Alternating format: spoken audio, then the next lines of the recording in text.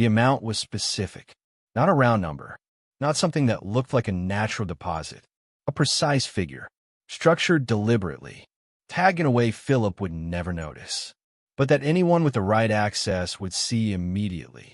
I transferred it on a Tuesday morning, called the regulatory contact I had been working with for 3 weeks, told him it was in. He said they were watching. I put the phone down and waited. Philip had been managing my money for 6 years. 6 years of smooth explanations and polished reassurances. My brother-in-law had looked at 3 months of statements over a Sunday lunch and gone quiet. The auditor had confirmed it in 3 days. And now Philip was being watched by people with the authority to end his career. He had absolutely no idea. The withdrawal happened on a Thursday. Exactly the pattern. Exactly the amount. He walked into it so cleanly it was almost hard to believe. Almost. But to understand why that Thursday felt the way it did, you need to know how long the road to it actually was. I have never been someone who talks about money easily. Not because I don't think about it, because I grew up in a household where it was treated as a private matter, something managed quietly and carefully behind closed doors, not discussed at dinner tables, not compared with neighbors or colleagues, just handled responsibly, without drama. My father worked the same job for 31 years. My mother managed the household finances with a precision that I now understand was genuinely impressive given what she had to work with. They weren't wealthy, but they were never in trouble either. And the lesson that absorbed into me without ever being directly taught was this. You protect what you have. You don't take risks you don't understand. And you never hand control of something important to someone you haven't thoroughly vetted. I carried that into my adult life. By my mid-30s, I had built a position that was comfortable without being extravagant. A good salary from a career I had worked hard to establish. A modest property purchased carefully at the right time. Savings accumulated slowly and deliberately over years. Nothing handed to me. All of it constructed through consistent decisions made without shortcuts. I knew enough about finance to manage day to day, but investments, portfolio management, tax efficiency at the level my savings had reached, that required someone who understood it properly. Someone whose entire professional focus was exactly that. So I started looking for a financial advisor. I didn't do it quickly. I spent several months researching what to look for, what qualifications mattered, what questions to ask in initial meetings, what red flags looked like on paper and in person. I spoke to 3 different advisors before I met Philip. The first 2 were fine, competent, nothing wrong with them on paper, but something in both meetings felt slightly generic. Like they were presenting a standard package rather than actually listening to my specific situation. Philip was different. From the first meeting, he was different. He came recommended by a colleague whose financial situation I knew and respected. Someone who had worked with Philip for 4 years and had nothing but specific, detailed praise for how he operated. That mattered to me. A recommendation from someone with direct experience is worth more than any number of credentials on a wall. Philip was in his mid-40s when I first met him. Precise dresser, calm manner, the kind of person who makes you feel like your money is already safer simply by being in a room with them. He listened in that first meeting in a way that felt genuine, asked questions about my goals that went beyond the standard template. What did financial security actually mean to me practically? What kept me up at night in terms of risk? What my timeline looked like not just in years, but in terms of what I wanted my life to contain. Nobody had asked me those questions before. I noticed it. He outlined an approach that made sense. Conservative enough to reflect my actual risk tolerance. Structured enough to be clear about what was happening and why. With enough flexibility built in to adjust as circumstances changed. I left that first meeting feeling something I hadn't expected to feel. Genuinely reassured. Not sold to. Reassured. There's a difference. And I trusted that difference enough to begin the process of moving a significant portion of my savings under his management. We worked together well in the early years. Philip was responsive. Reports came regularly and were clear. When markets moved, he would call proactively to explain the context before I had time to worry about it. Small things that built confidence. The kind of professional behavior that tells you someone takes their responsibility seriously. I referred him to 2 friends during that period. Both of them were satisfied. That reinforced my confidence further. I want to be honest about something. I was not a passive client. I read the reports he sent. I asked questions. I had a reasonable understanding of where my money was and what it was doing. But I was not an expert. And in the gap between my reasonable understanding and genuine expertise, Philip had room to operate. Room I had no idea he was using. Because the thing about systematic financial dishonesty is that it is designed specifically to exist in that gap. Small enough to feel like normal variance. Explained away easily by someone who knows the language. Invisible to someone who trusts the person managing it. I trusted Philip completely. I had done everything right in choosing him. I had asked the right questions, checked the right credentials, acted on a reliable personal recommendation, and I had still ended up exactly where my father's careful lessons were supposed to prevent me from ending up. I just didn't know it yet. The first time I noticed something I couldn't quite explain was about 3 years in. Not dramatic. Not a missing sum that jumped off the page. Just a number that didn't quite reconcile with what I was expecting when I sat down one evening to go through a quarterly report more carefully than usual. A return that was slightly lower than the market performance Philip had referenced in the same document seemed to warrant. Not massively lower, just slightly, in a way that could easily be explained by fees, or timing, or any one of a dozen legitimate factors I didn't have the expertise to rule out confidently. I noted it, told myself I would ask Philip about it at our next scheduled review. And then life moved forward the way life does, and the next scheduled review arrived, and there were other things to discuss, and the specific number I had noted got buried under the broader conversation. Philip was good in those review meetings, confident without being dismissive, always at context for everything, always framed things in a way that made the overall picture feel stable and well-managed. I left those meetings consistently reassured. Looking back now, I understand that consistency differently. At the time, I took it as evidence of competence. Now I understand it was evidence of something else.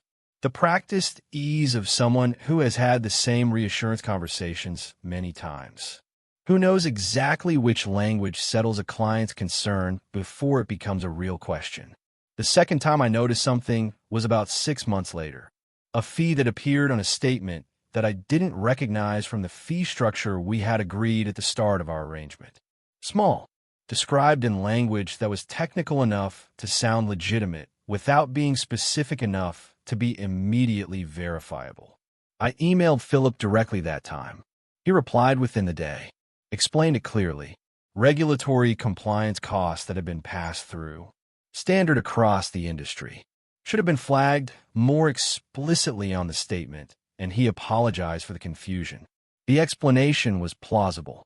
The apology was appropriately professional. I accepted it and moved on. That's the thing about a smooth operator.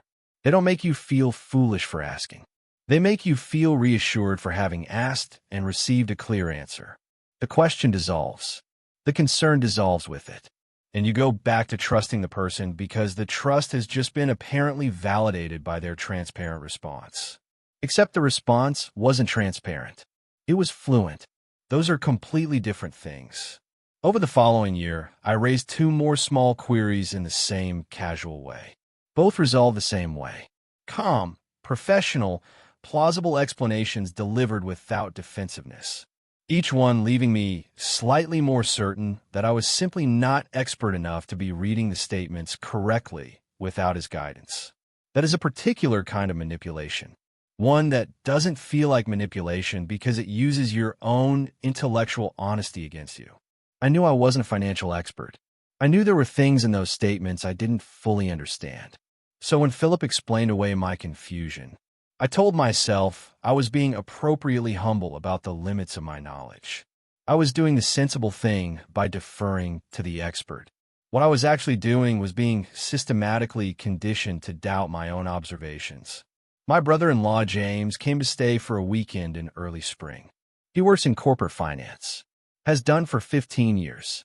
Not a financial advisor himself, but someone whose entire professional life involves reading numbers and understanding what they mean. We were sitting at the kitchen table on the Sunday morning when he spotted the folder of statements I had left out from the previous evening. He asked if he could look, casually, the way someone with his background glances at a menu and immediately understands the kitchen. I said, of course. Made us both coffee. Came back to find him quiet in a way that was different from his normal Sunday morning quiet. He was going through the statements methodically, one by one, pulling earlier ones out from the folder, comparing pages. I sat down and asked if everything looked all right. He didn't answer immediately. He asked me a few specific questions. What fee structure had I agreed at the start? Had I ever been notified of changes to that structure in writing? Had I compared my returns directly against the benchmark indices Philip referenced in his reports? I answered what I could. He went quiet again. Then he looked up and told me something was wrong. Now, might be wrong. Not worth looking into. Wrong. He said the pattern of small withdrawals across the statements was not normal, not explainable by standard fee structures, not consistent with the regulatory compliance costs Philip had described.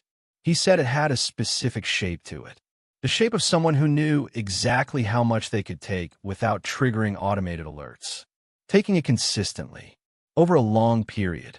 I sat with that for a moment, looked at his face. James is not a dramatic person. He doesn't raise concerns for effect.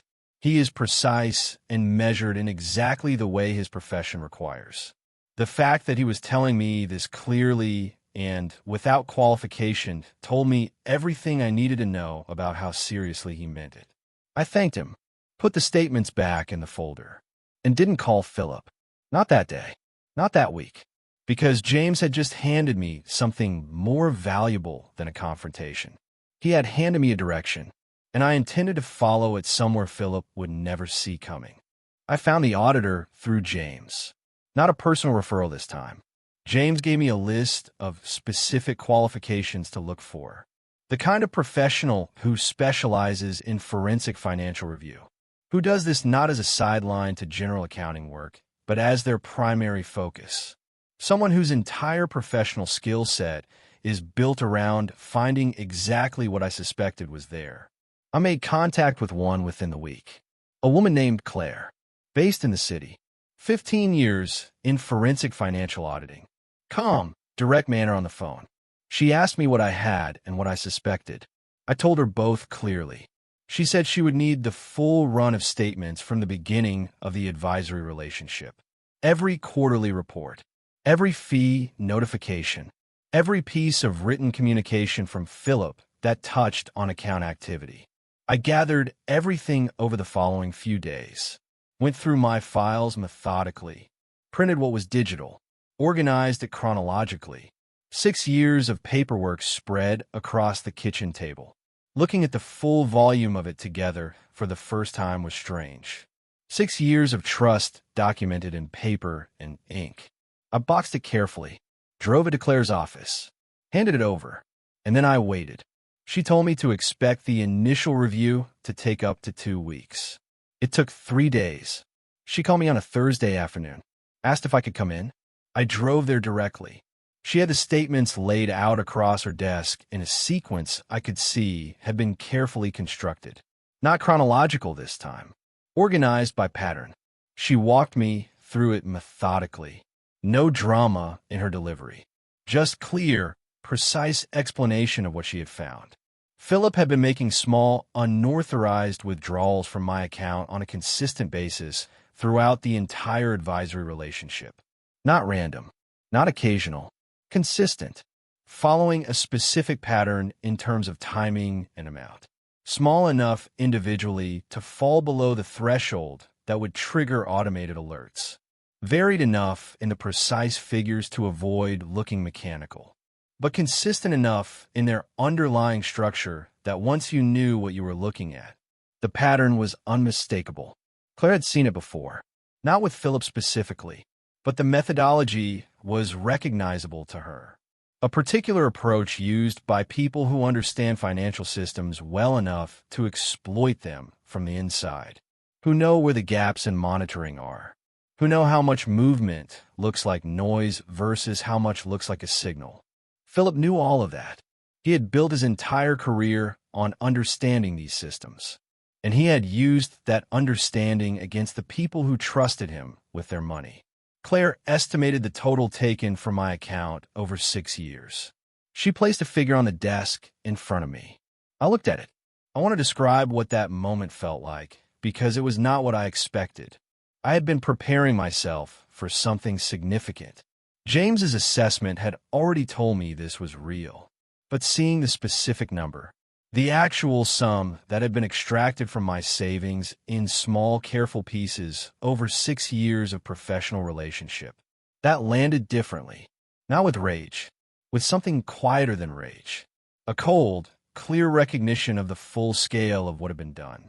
Philip had sat across from me in review meetings, had asked about my goals, had used the language of protection and security and long-term planning, had performed the role of trusted advisor with complete conviction, while simultaneously and systematically helping himself to my money. The performance of it was almost harder to process than the theft itself. I asked Claire what the options were. She was direct. Confronting Philip directly would achieve very little and potentially complicate everything. He would deny it, produce explanations, possibly move or obscure records. A civil claim alone would be slow, costly, and uncertain. The most effective route was the regulatory authority, the body responsible for licensing and oversight of financial advisors. A formal complaint supported by documented evidence of systematic fraud. That route had teeth. It could result in investigation, license revocation, and criminal referral. It also had the advantage of involving people with powers of access and compulsion that I, as an individual, did not have. But Claire said something else, something that made the path forward suddenly very clear. She said that what we had was strong, but that what we could have, with one more step, was perfect. She explained what she meant, and as she explained it, I felt something shift in how I was sitting in that room. Because what she was describing wasn't just a complaint. It was a trap, and Philip, for all his expertise and practiced confidence, had absolutely no idea it was being built. The trap was Claire's idea in its basic form, but the details required careful thought. We spent the better part of 2 meetings working through it, not rushing, not cutting corners, because a trap that is designed poorly doesn't just fail. It can compromise the evidence you already have. And the evidence we already had was significant. I was not going to risk it. The concept was straightforward in principle. Move a specific amount into the account. An amount structured in a way that made it identifiable. Not obviously tagged to the naked eye, but traceable through the right records in a way that created an unambiguous paper trail if it moved. If Philip followed his established pattern and skimmed from it in his characteristic way, the withdrawal will be documentable directly to his actions, not circumstantially, directly, combined with the 6 years of evidence Claire had already compiled. That would be unassailable. The amount itself needed to be chosen carefully, large enough to be attractive, consistent with the kind of deposit Philip would expect from my account activity, not so large that it looked unusual and triggered his caution. It needed to feel like a normal movement, something he would process with the same practiced ease he had brought to every other transaction over 6 years, without stopping to wonder why it had appeared, without examining it more carefully than he had ever examined anything before. Claire and I discussed the figure over the course of a long afternoon. She ran through the patterns she had identified in his previous activity, the range of amounts he had taken, the timing relative to deposits, the specific structural signature of how he moved things. We built the deposit to fit that pattern like a key fits a lock. Before any of this moved forward, I needed to bring in the regulatory authority. Claire had a contact there, someone she had worked with on previous cases. She made the introduction professionally and with the appropriate documentation already prepared. I met with the contact in person. His name was David. Measured, experienced, the particular quality of someone who has seen a great deal of financial misconduct and stopped being surprised by it without stopping being serious about it. I walked him through everything. The 6 years of statements, Claire's analysis, the documented pattern, the estimated total. He listened without interrupting, asked a small number of focused questions. Then he looked at Claire and back at me and said the evidence was strong enough to open a formal investigation on its own. I asked about the trap. He was thoughtful about it, not opposed, but precise about what it required to be useful within the regulatory and legal process. The tag deposit needed to be structured within specific parameters. The monitoring needed to be set up correctly before the deposit went in. The chain of documentation needed to be clean and unbroken from the moment the money moved. He and Claire worked through the technical requirements together while I listened. There was a professional shorthand between them that came from working in adjacent fields for years. They moved quickly through the details. At the end of that meeting, a clear plan existed. I drove home that evening and sat in my kitchen for a long time.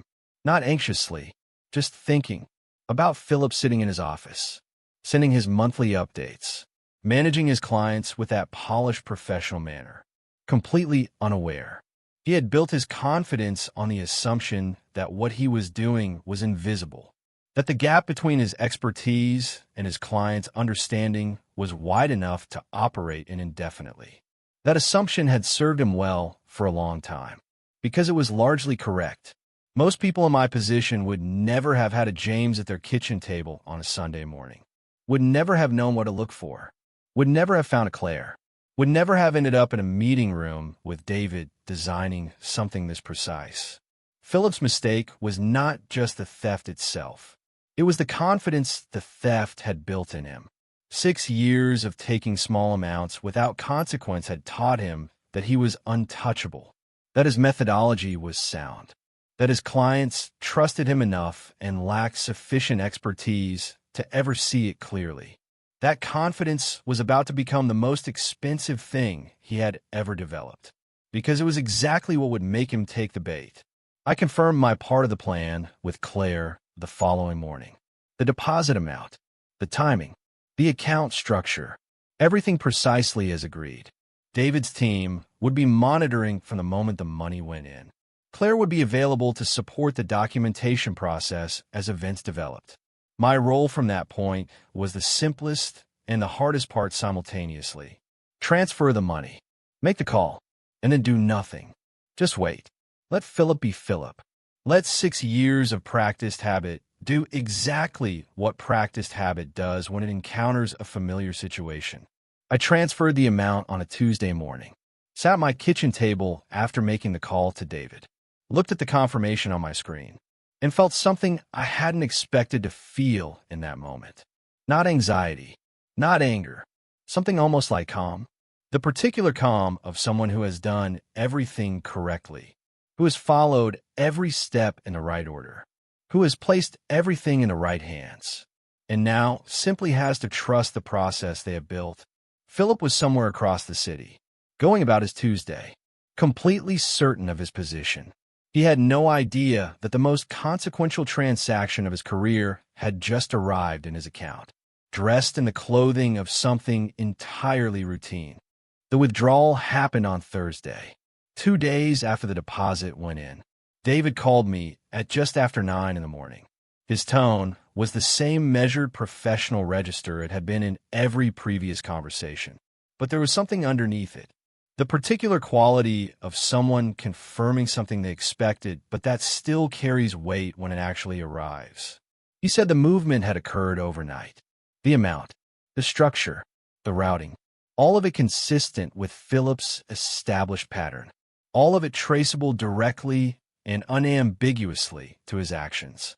He said the documentation was clean. He said they had everything they needed.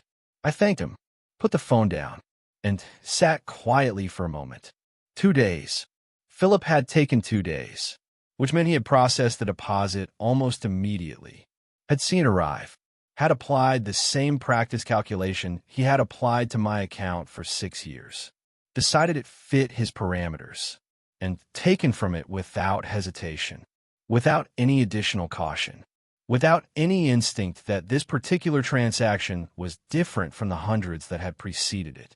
6 years of impunity had made him completely blind to the possibility that the pattern he trusted so completely could be the very thing used to catch him. That is what overconfidence does in the end. It doesn't announce itself. It just quietly removes the part of your thinking that considers what you might be missing. And Philip had been missing something for 3 weeks. He just didn't know it yet. In the days that followed the withdrawal, the regulatory investigation moved into its formal phase. David's team had powers I didn't have as an individual. Access to Philip's full client records, the ability to compel documentation, the authority to freeze activity while the investigation proceeded. They used all of it. What they found was not limited to my account. That was something I hadn't fully anticipated. Though looking back, it made complete sense. A methodology as practiced as Philip's doesn't get developed on one client. It gets refined over time, across multiple relationships, applied wherever the conditions are right, wherever the client is trusting enough and the gap between their understanding and his expertise is wide enough. The full picture that emerged was significantly larger than what Claire had found in my 6 years of statements alone. Multiple clients, the same pattern, the same careful calibration of amounts designed to stay below alert thresholds, the same smooth professional manner deployed consistently to manage any questions before they became real investigations. Philip had built something systematic, something he had apparently convinced himself was sustainable indefinitely. I found out about the broader scope through David. Not in detail.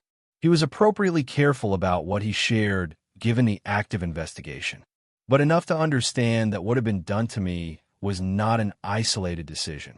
It was a business model. That understanding shifted something in me, not toward greater anger, more toward a kind of clarity about the nature of what Philip actually was. Behind the precise clothes and the calm manner and the language of protection and long-term planning was someone who had chosen systematically and repeatedly to steal from people who trusted him, not in a moment of weakness, not under particular financial pressure that might have explained, if not excused it, as a consistent professional practice maintained over years. That is a particular kind of person, and understanding it clearly removed the last residue of the confusion I had felt earlier in the process. The confusion of someone trying to reconcile the Philip they thought they knew with the reality of what he had been doing. There was nothing to reconcile. The Philip the first thought I knew had never existed. He was a construction, built specifically to produce the trust required to operate the way he operated. Philip received formal notification of the investigation on a Friday. I know the day because David told me afterward. I wasn't there. There was no scene I witnessed, no moment I observed directly. Philip simply arrived at his office one morning, and the formal process came to meet him there. In the shape of documentation he couldn't explain away, evidence he couldn't reframe with professional language, a paper trail that led directly and without ambiguity to decisions he had made, including one made 2 days after a specific tag deposit arrived in my account. The smooth explanations that had served him so well for so long had nowhere to go, because the people in that room weren't clients lacking expertise. They were investigators who understood every mechanism he had used, who had seen the methodology before, who had the full documented history in front of them, and who had watched him confirm it himself 2 days earlier by doing exactly what they had predicted he would do. I didn't feel triumphant when David told me the notification had been served. I want to be honest about that. What I felt was something more like completion. The particular feeling of a process arriving at the destination it was always moving toward. Not fast, not dramatically, but correctly. Everything in the right order. Every step taken properly. The outcome that the evidence deserved. I thought about Philip in that office on that Friday morning, realizing in real time that the world he had operated in so confidently for so long had closed around him entirely. Not because someone had confronted him emotionally, not because someone had made accusations in anger, but because someone had been patient enough and precise enough to let the evidence speak for itself, completely, permanently, in a language that required no translation, and that he had provided the final piece himself, without ever knowing he was doing it. The formal investigation took several months. I was kept informed at the appropriate stages. David was professional throughout, gave me what I needed to know without sharing more than the process allowed. Claire remained available as a supporting resource for documentation questions as they arose. Both of them had done this before, many times, and the particular steadiness they brought to the process was something I found genuinely useful during the months of waiting. Because waiting is its own kind of difficulty. Not anxious exactly, just the particular weight of having set something significant in motion and having to trust that it runs its course correctly without your constant involvement. I went back to work, continued my life, kept the situation in its own compartment, and didn't let it expand into everything else. That was a deliberate choice. Philip had already taken 6 years of my money. I was not going to allow him to also take months of my attention and peace of mind on top of it. The process was in the right hands. My job was to let it run. Philip's license was revoked before the criminal proceedings concluded. That came first. The regulatory finding was clear enough that the revocation didn't require the full legal process to complete. The evidence of systematic misconduct across multiple clients was documented and unambiguous. His ability to operate as a financial advisor ended formally and permanently before he had faced the full legal consequences of what he had done. I want to sit with that for a moment, because it matters. Philip had built his entire professional identity around that license, around the credentials and the reputation and the particular authority that comes with being someone people trust with their financial security. He had used that identity as the mechanism for everything he had done. The trust it generated was the tool he had exploited. And now it was gone. Not suspended. Not under review. Revoked. The professional life he had constructed and hidden behind for years was dismantled formally and on the record. The criminal proceedings followed. I won't detail every stage, but the outcome was what the evidence warranted. Philip faced charges related to fraud and breach of fiduciary duty across multiple client accounts. The total sum identified across all affected clients was significantly larger than what Claire had found in my account alone. He had been running this across his client base for longer than I had been working with him. The court took it seriously, as it should. The recovery process for affected clients was managed through the legal proceedings. Not complete recovery. That is rarely possible in these situations, but significant. A substantial portion of what had been taken was recoverable through the process. My own recovery was more than I had allowed myself to expect. Claire had advised me early on not to attach too much to the question of how much I would get back, because attaching to that question gives the outcome power over your state of mind throughout the process. I had followed that advice. And when the recovery figure was confirmed, it was more than I had mentally prepared for, which meant it landed as something additional rather than something I had been depending on. That distinction made it feel clean. Something returned rather than something barely restored. James called me the week the proceedings concluded. He had known the broad shape of what had been happening. Not every detail, but enough. He asked how I was. I told him honestly. Fine. Better than fine, with the particular sense of solidity that comes from having handled something serious correctly. He was quiet for a moment. Then he said he was glad he had looked at those statements. I told him I was too, more than he knew, because that Sunday morning at the kitchen table was the pivot point of the entire thing. Without James sitting quietly with that folder and being willing to tell me clearly what he saw, none of what followed would have been possible. I would have continued trusting the smooth, explanations, continued accepting the reassurances, continued not knowing what was being done to me, one small, careful withdrawal at a time. That thought is uncomfortable to sit with. The version of events where James doesn't reach for that folder, where I never find Claire, where Philip simply continues. Where the confidence he had built in his own invisibility turns out to have been justified. It is uncomfortable because it was entirely possible, because it was, for 6 years, exactly what was happening. I think about that when people talk about trusting experts, about the appropriate humility of deferring to someone who knows more than you do about a specific domain. That humility is generally correct. It is generally the right posture, but it has a limit. The limit is this: expertise does not confer integrity. Those are two separate things entirely. And when you hand someone control over something important, you are not just trusting their knowledge. You are trusting their character. Philip had the knowledge.